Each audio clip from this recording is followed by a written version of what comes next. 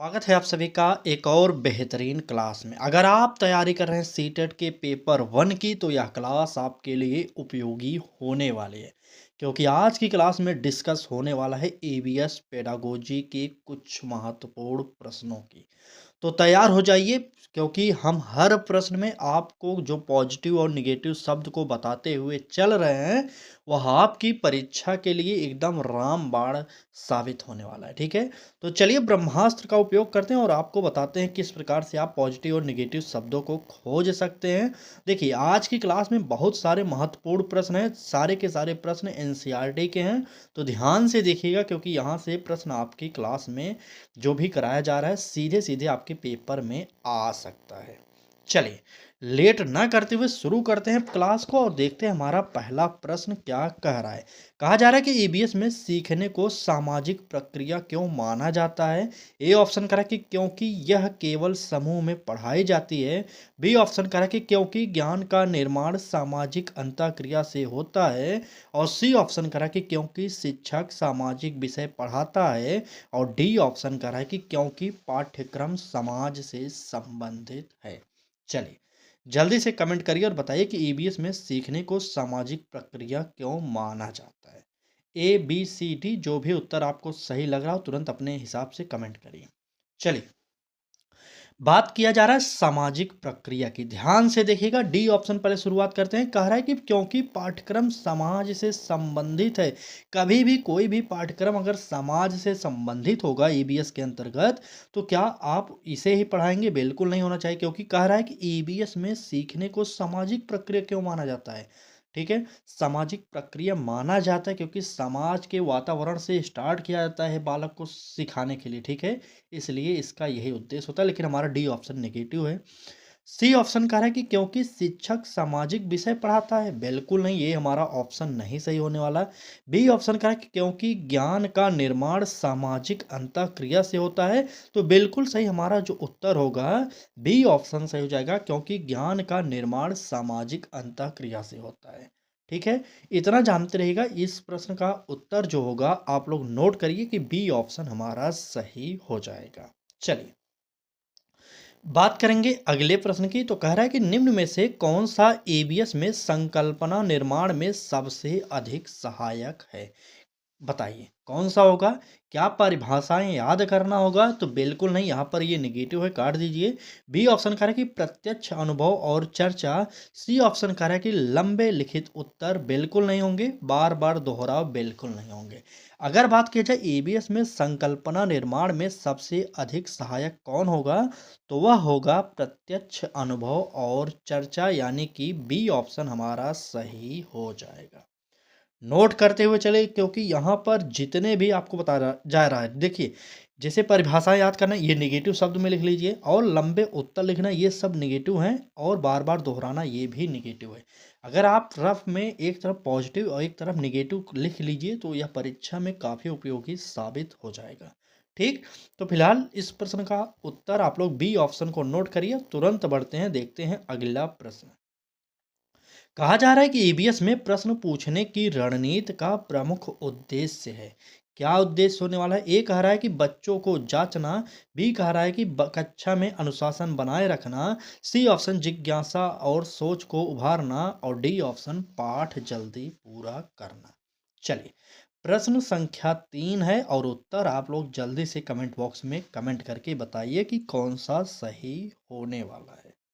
ठीक, देखिए, यहाँ पर ईबीएस के अंतर्गत पूछा जा रहा है कि प्रश्न पूछने की रणनीति का प्रमुख उद्देश्य। कभी भी बच्चों को जांचना नहीं होगा। प्रश्न पूछने का उद्देश्य ये आपको जानना चाहिए।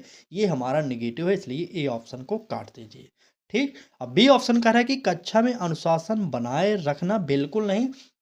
अगर कोई टीचर ईवीएस की क्लास में प्रश्न पूछता है तो उसका उद्देश्य कभी भी यह नहीं होना चाहिए कि हम प्रश्न पूछेंगे ताकि बालक जो है अनुशासन बनाए रखे क्लास में। ऐसा बिल्कुल आपका उद्देश्य नहीं होना चाहिए। बी ऑप्शन को काट दीजिए। सी ऑप्शन करें कि जिज्ञासा और सोच को उभारना। और डी ऑप्शन पाठ जल्दी पूरा करना। तो पाठ जल्दी पूरा करना वाला निगेटिव है। हमारा उत्तर जो होगा जिज्ञासा और सोच को उभारना। ठीक, नोट कर लिए? क्लास अच्छी लग रही है तो एक बार लाइक कर दीजिए। अगर आप भी हमारे साथ जुड़कर फ्री में तैयारी करना चाह रहे हैं, तो चैनल को सब्सक्राइब कर लीजिए और बेल आइकन को ऑन करिए और डेली जुड़िए हमारे साथ सुबह 10 बजे, शाम को 5 बजे। ठीक है? 2 क्लासेस दिन में हो रही हैं, आपके लिए दोनों क्लासेस बहुत ही इम्पोर्टेंट हैं। चलिए, बात करेंगे प्रश्न की। तो कहा जा रहा है कि यदि कोई शिक्षक ईवीएस में स्थानीय पर्यावरणीय समस्या पर चर्चा कराता है, तो यह किस उद्देश्य को पूरा कर रहा है? ए ऑप्शन कह रहा है कि केवल पाठ्य पुस्तक का पालन, बी ऑप्शन कह रहा है कि बच्चों को राजनीतिक रूप से जागरूक बनाना, सी ऑप्शन सीख को संदर्भात्मक बनाना और डी ऑप्शन परीक्षा की तैयारी कराना। तो चलिए प्रश्न संख्या 4 का उत्तर बताइए कौन सा सही होने वाला है? तुरंत बताइए। बिल्कुल, बिल्कुल। देखिए, कभी भी केवल पाठ्य पुस्तक का पालन किया हुआ अगर ऑप्शन मिल जाए तो वहाँ पर वो नेगेटिव होता है, ए ऑप्शन हमारा कट जाएगा। ठीक है? बी ऑप्शन कह रहा है कि बच्चों को राजनीतिक रूप से जागरूक बनाना, ये ऑप्शन हमारा सही हो सकता है, लेकिन देखेंगे क्या कह रहा है और सीख को संदर्भात्मक बनाना और परीक्षा की तैयारी कराना, तो परीक्षा की तैयारी वाला नेगेटिव है। अब आपको बताना है कि बी और सी में से कौन-सा उत्तर आपको सही लग रहा है। चलिए। कमेंट करिए और बताइए कि कौन-सा उत्तर आपको सही लग रहा है। देखते हैं तो कितने लोग उत्तर सही दे रहे हैं। चलिए, बिल्कुल सही। देखिए, बच्चों को राजनीतिक रूप से जागरूक बनाना ये कभी भी हमारा उद्देश्य नहीं होगा। हमारा जो उद्देश्य होगा वह होगा सीख को संदर्भात्मक बनाना, यानी कि सी ऑप्शन हमारा सही हो जाएगा। ठीक? नोट कर लिए? तो तुरंत आगे बढ़ते हैं और देखते हैं हमारा अगला प्रश्न क्या कह रहा है। चलिए। प्रश्न में कहा जा रहा है कि प्राथमिक ईवीएस में ज्ञान हस्तांतरण से अधिक किस पर बल दिया जाता है? ए ऑप्शन कह रहा है कि सूचना संग्रह, बी ऑप्शन अवधारणा समझ, सी ऑप्शन तथ्यों की संख्या और डी ऑप्शन उत्तर लेखन। चले, जल्दी से कमेंट करिए और बताइए कि प्राथमिक ईवीएस में ज्ञान हस्तांतरण से अधिक किस पर बल दिया जाता है? चलिए जल्दी बताइए। कभी भी सूचना संग्रह को आप अधिक बल नहीं देंगे, ये हमारा गलत हो जाएगा। तथ्यों की संख्या का कोई मतलब नहीं होगा, उत्तर लिखने से बात ही नहीं करेंगे आप। तो ए सी डी जो ऑप्शन देख रहे हैं आप लोग, ये लोग निगेटिव शब्द हैं पूरे के पूरे। उत्तर जो हो जाएगा वह क्या होगा? अवधारणा समझ, यही हमारा बी ऑप्शन सही हो जाएगा। ठीक है? चलिए, आगे बढ़ते हैं और देखते हैं हमारा अगला प्रश्न क्या कह रहा है। तो अगले प्रश्न में कहा जा रहा है कि ईवीएस में भ्रमण के बाद चर्चा कराना क्यों आवश्यक है? ए ऑप्शन करें समय भरने के लिए, बी ऑप्शन अनुभवों को व्यवस्थित ज्ञान में बदलने के लिए, सी ऑप्शन बच्चों को बोलने का मौका देने के लिए और डी ऑप्शन मूल्यांकन करने के लिए। चले, आप सभी को पता होना चाहिए कि ईवीएस के अंतर्गत भ्रमण सबसे उपयोगी कार्य कराना है। ठीक है? अगर आप ईवीएस पढ़ा रहे हैं तो बालक को भ्रमण पर ले जाइए, वहाँ पर बालक खुद से देखेगा और सीखेगा। इतना जानते रहेगा, सबसे बेस्ट वर्क यही होता है, भ्रमण कार्य कराया जाए ईवीएस के अंतर्गत। ठीक? चलिए अब आते हैं उत्तर पर। ए ऑप्शन करें कि समय भरने के लिए, बिल्कुल नहीं, ये नेगेटिव है, काट दीजिए। बी ऑप्शन करें अनुभवों को व्यवस्थित ज्ञान में बदलने के लिए, ये हमारा हो सकता है।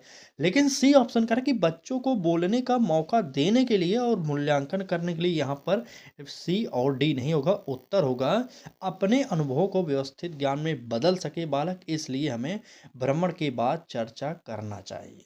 ठीक है? तो यहाँ पर इस प्रश्न का उत्तर आप लोग बी ऑप्शन को नोट करेंगे और तुरंत आगे बढ़िए, अगला प्रश्न देखते हैं क्या कह रहा है। चले, चलिए। प्रश्न में कहा जा रहा है कि ईवीएस शिक्षण में शिक्षक द्वारा गलत उत्तर को स्वीकार करना दर्शाता है। क्या दर्शाएगा ये आपको बताना है। ए ऑप्शन करें शिक्षक की कमजोरी, बी ऑप्शन कक्षा में अनुशासन की कमी, सी ऑप्शन सीखने की प्रक्रिया का सम्मान और डी ऑप्शन समय की बर्बादी। चलिए, प्रश्न संख्या 7 है, आपको उत्तर बताना है। तुरंत कमेंट करिए, तुरंत बताइए कौन सा उत्तर सही होगा। चलिए, ईवीएस शिक्षण में शिक्षक द्वारा गलत उत्तर को स्वीकार करना दर्शाता है, तो क्या दर्शाएगा? ए बी सी डी जो भी उत्तर लग रहा हो कमेंट बॉक्स में कमेंट करिए। चलिए, कभी भी शिक्षक की कमजोरी नहीं आप साबित करेंगे, वहां पर ए ऑप्शन हमारा गलत हो जाएगा। ठीक है, शिक्षक द्वारा गलत उत्तर को स्वीकार करना दर्शाता है। तो क्या अगर शिक्षक ने ईवीएस के अंतर्गत गलती को स्वीकार कर लिया तो क्या उसकी कमजोरी? बिल्कुल नहीं है। ठीक है, कक्षा में अनुशासन की कमी ये भी नहीं होगा। सीखने की प्रक्रिया का सम्मान और समय की बर्बादी नहीं होगा। किसी भी ऑप्शन सही। हमारा उत्तर जो होगा सी ऑप्शन हो जाएगा, सीखने की प्रक्रिया का सम्मान। ठीक है, यहाँ पर यही ऑप्शन सी वाला सही होगा। अगर आपको किसी भी प्रश्न का ऑप्शन समय की बर्बादी, समय कम लगना, इस प्रकार के अगर ऑप्शन मिल जाएं तो वह निगेटिव होते हैं, काट दीजिएगा तुरंत। ठीक है, तो यहाँ पर सी ऑप्शन सही हो जाएगा। और आगे बढ़ेंगे, अगला प्रश्न देखेंगे।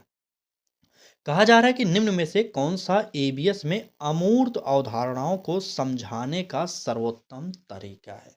अमूर्त अवधारणाओं को समझाने का सर्वोत्तम तरीका क्या होगा? ए ऑप्शन कह रहा है कि परिभाषाएं लिखवाना, बी ऑप्शन उदाहरण और गतिविधियां, सी ऑप्शन प्रश्नोत्तरी और डी ऑप्शन गृह कार्य। चले बताइए। यहाँ तो उत्तर एकदम साफ साफ दिखाई दे रहा है, क्योंकि तीन शब्द ऐसे दिए गए हैं ऑप्शन में एकदम नेगेटिव हैं। तो बता दीजिए, इस प्रश्न का एकदम सरल उत्तर है, तुरंत आप कमेंट बॉक्स में कमेंट करिए। चलिए, बिल्कुल बिल्कुल। देखिए, परिभाषाएं लिखवाना हमने आपसे बताया था, किसी भी प्रश्न का अगर ऑप्शन मिल जाए परिभाषा से रिलेटेड, वह निगेटिव हो जाता है, काट दीजिए। और प्रश्नोत्तरी कह रहा है तो प्रश्नोत्तरी क्या सही हो सकता है हमारा? बिल्कुल नहीं होगा। और गृह कार्य बिल्कुल नहीं होगा। जो उत्तर होगा उदाहरण और गतिविधियां। ठीक है, उदाहरण और गतिविधियां, यही हमारा बी ऑप्शन सही हो जाएगा। एक बात और आप लोग ध्यान दीजिएगा, क्योंकि समय कम है आपके पास, अधिक से अधिक मेहनत करिए, अधिक से अधिक प्रैक्टिस सेट को हल करिए। एक यही आखिरी उपाय है कि प्रैक्टिस सेट जितना अधिक आप लोग लगाएंगे नए पैटर्न पर, ठीक है, वही अंततः आपको लाभ पहुंचाएगा। और कहीं बैच लेने के चक्कर में मत फंसिएगा। समय कम है, आप ना इधर के होंगे ना उधर के होंगे।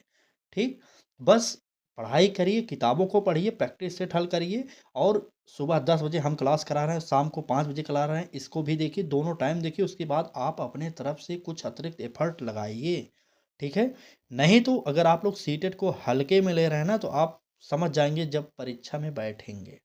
ठीक, अगर आज आप पढ़ाई नहीं करेंगे, हमारे साथ कई हजारों लोग हैं, कई हजार लोग ऐसे हैं जो जुड़े हैं हमारे साथ पढ़ने के लिए, लेकिन पढ़ाई नहीं करते। वो लोग सिर्फ जुड़ गए हैं। अब वो सोच रहे हैं बस अब हम जुड़ गए हैं तो अब तो हम पास हो जाएंगे। बिल्कुल नहीं पास होंगे, ऐसे लोग कभी नहीं पास होते हैं।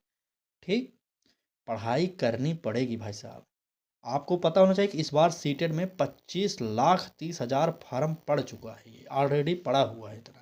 ठीक, तो ऑलरेडी पड़ा हुआ है, तो आपको सोचना पड़ेगा कि इसमें से जो रिजल्ट आएगा ना, 6 से 7 लाख लोग ही पास होने वाले हैं, काम इतने से का होगा। ठीक है, चलिए फिलहाल आगे आते हैं अपने प्रश्न पर।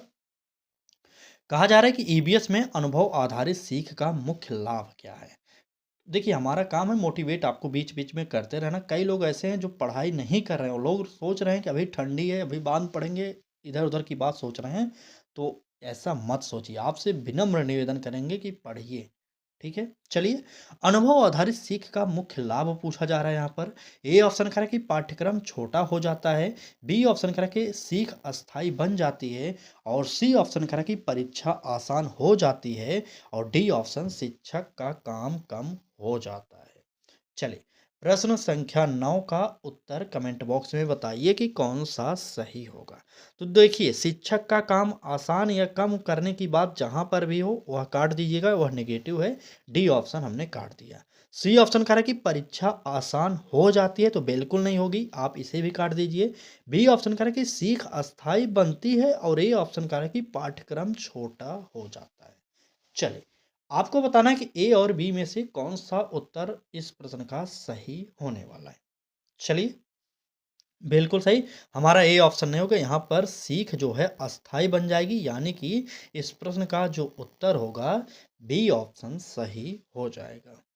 ठीक, चलिए, अगला प्रश्न देखेंगे क्या कह रहा है। ईबीएस में बच्चों के पूर्व ज्ञान का उपयोग क्यों किया जाता है? प्रीवियस नॉलेज का उपयोग क्यों किया जाता है? आपको भी पता होना चाहिए कि प्रीवियस नॉलेज जो होता है बच्चे की संचयी पूंजी होती है, क्योंकि बालक पहली बार जो सीखता है उसी से रिलेटेड चीज़ों को ही धीरे धीरे आगे भी सीखता चला जाता है। ठीक। तो एक आप टीचर हैं तो आपको बालक के पूर्व ज्ञान का पता होना चाहिए, जिससे आप जब कुछ सिखाने की बात करें तो उससे पूर्व ज्ञान से संबंधित सिखाना चाहिए आपको। ठीक। चले, ए ऑप्शन करें कि बच्चों को बोलने देने के लिए, बी ऑप्शन नए ज्ञान से जोड़ने के लिए, सी ऑप्शन समय बचाने के लिए, डी ऑप्शन मूल्यांकन के लिए। तो मूल्यांकन के लिए कभी भी आप इसका उपयोग नहीं करेंगे आप। ठीक। और क्या करा है, समय बचाने के लिए तो बिल्कुल नहीं होगा। नए ज्ञान को जोड़ने के लिए, देखिए यहाँ पर मिल गया ना, आपको पुराने ज्ञान से नए ज्ञान को जोड़ना पड़ेगा, तभी बालक आसानी से सीखेगा। ठीक है।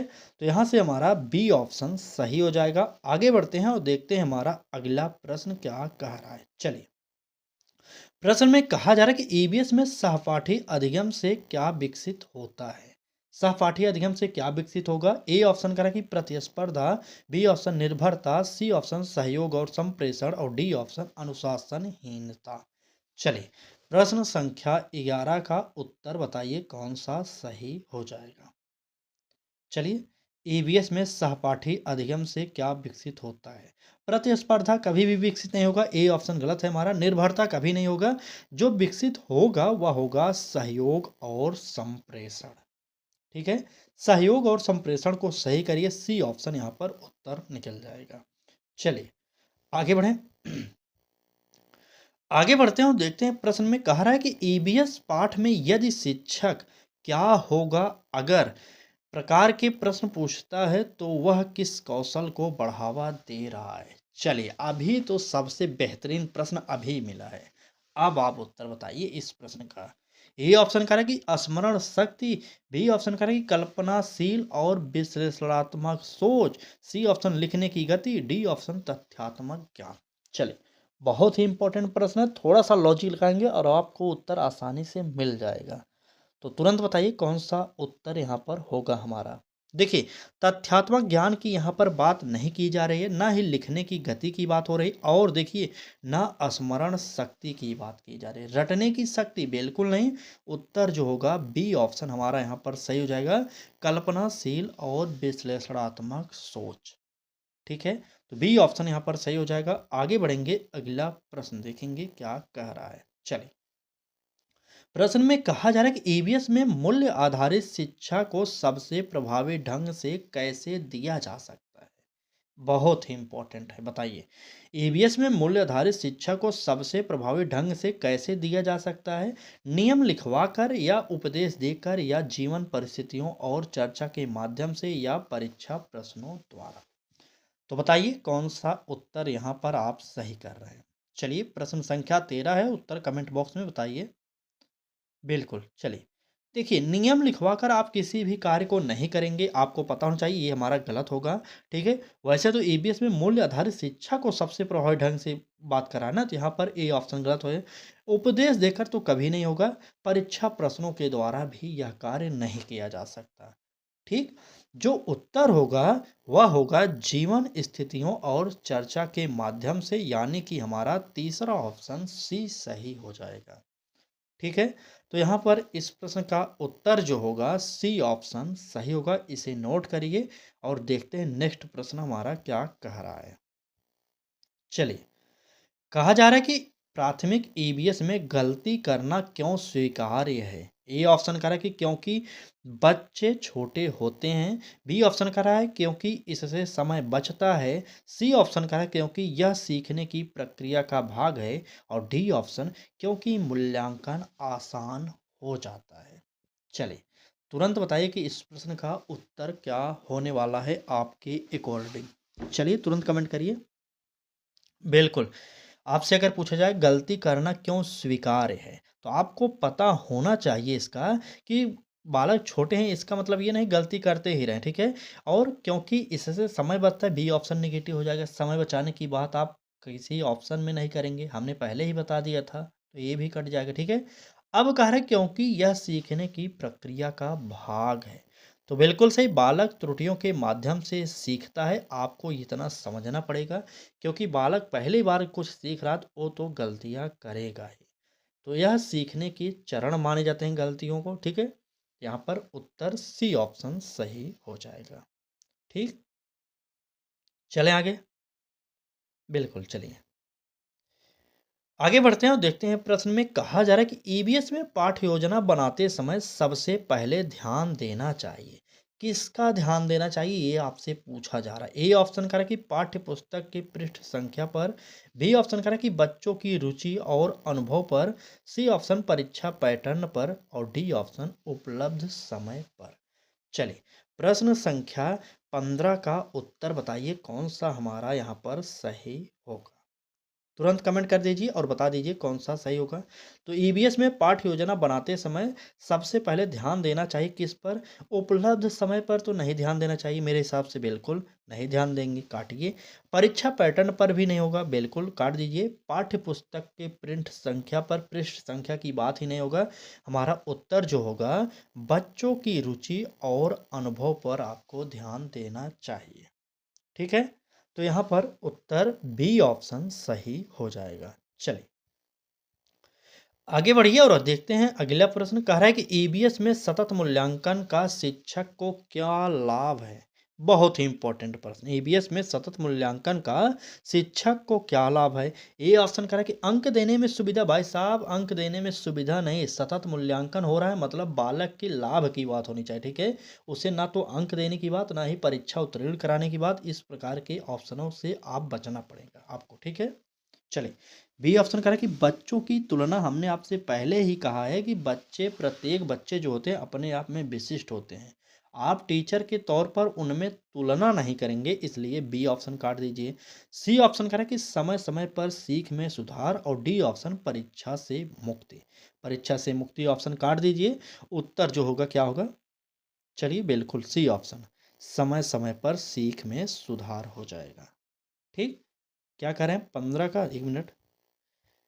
चलिए 15 का बी सही होगा, बी बच्चों की रुचि और अनुभव, सही तो बताया था ना। चलिए ठीक है, आगे बढ़िए और देखते हैं अगला प्रश्न क्या कर रहा है। ईबीएस शिक्षण में लोकतांत्रिक वातावरण का अर्थ है।